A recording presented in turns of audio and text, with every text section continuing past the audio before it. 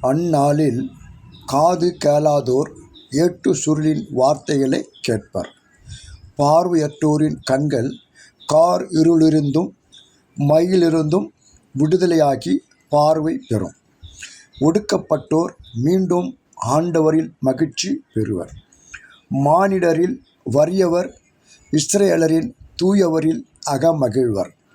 ஏசாயா 29 18, 19 என்பது இறைவாக்கினர் ஏசாயாவின் இறைவாக்கு. அதாவது, எதிர்காலத்தில் எருசலேமுக்கு ஆண்டவரின் மீட்பு உண்டு என்ற நம்பிக்கையை இப்பகுதி அளிக்கிறது. அதாவது, காது கேளாதோர், பார்வையற்றோர், ஒடுக்கப்பட்டோர் ஆகியவர்களின் நிலை மாறும். மக்கள் ஆண்டவரிடம் திரும்பி வருவர், மகிழ்வர். அப்பொழுது அன்பும் அமைதியும் நீதியும் நேர்மையும் கொண்ட ஒரு புது சமுதாயம் உருவாகும் என்பதாகும்.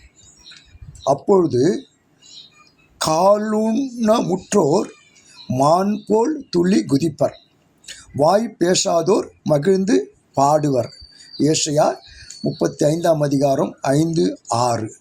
அதாவது, இப்பகுதியில் மீட்பிற்கான உறுதி அளிக்கப்படுகிறது. மறுபடியும் வாழ்வு துளிர்க்கும், அமைதி திரும்பும், மனித மனங்கள் மகிழ்ச்சியால் நிரம்பும். இத்தகைய நிலை இறையாட்சியை நினைவூட்டுவதாக இருக்கிறது. ஒடுக்கப்பட்டோருக்கு நற்செய்தியை அறிவிக்கவும், உள்ளம் உடைந்தோரை குணப்படுத்தவும், சிறைப்பட்டோருக்கு விடுதலை பறைசாற்றவும், கட்டுண்டோருக்கு விடிவை தெரிவிக்கவும் என்ற ஏசாயாவின் இறைவாக்கை ஏசாயா 61, 1, 2 ஆகிய வசனங்களில் பார்க்கலாம். தம் கொள்கை முழக்கமாக இயேசு நாசரேத்து தொழுகை கூடத்தில் அறிவித்தார். அதாவது, ஏழை எளியவர்களை, வறியவர்களை, மாற்றுத்திறனாளிகளை, மனநலம் குன்றியவர்களை, ஒடுக்கப்பட்டோர் போன்ற விளிம்பு நிலையில் உள்ளவர்களை விடுவிப்பதே நம் பணி, விடுதலை பணி என்ற கொள்கையை, இறையாட்சியின் இலட்சிய கொள்கையை அறிவித்தார். லூக்கா 4 16 18 வரை உள்ள வசனங்கள்.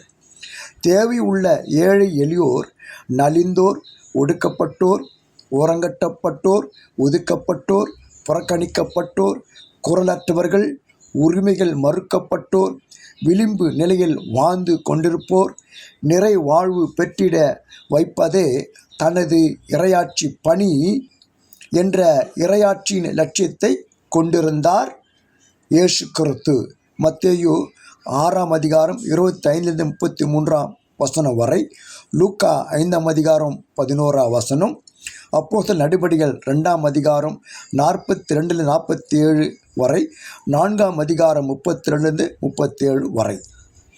இன்றைய நாளில் நமது கிறிஸ்துவ சமூகம், திருச்சபை கொண்டிருக்கிற லட்சியம் என்ன?